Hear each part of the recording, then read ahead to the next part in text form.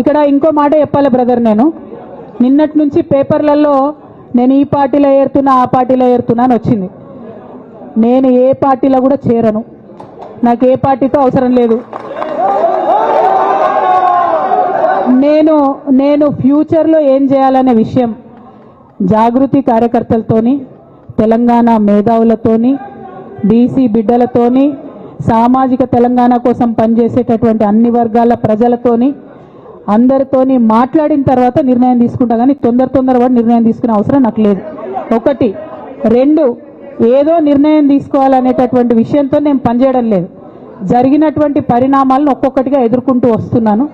నిన్న జరిగినటువంటి పరిణామం చాలా కీలకమైనది, నా జీవితంలో అత్యంత ముఖ్యమైనటువంటి పరిణామం.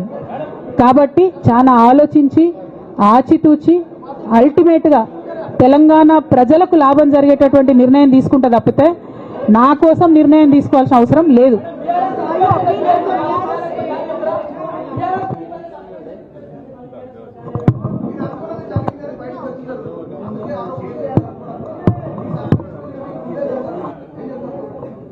నాకెట్లా తెలుస్తుంది సస్పెన్షన్ గురించి? నాకైతే రేవంత్ రెడ్డికి ఉన్నట్టు అక్కడ దూతలు లేరు. అక్కడ సార్ సగం ఇడ్లీ తింటే బయటకు చెప్పేటటువంటి సిస్టమ్ నా దగ్గర లేదు. సో అక్కడ ఏం జరిగిందో నాకు తెలియదు.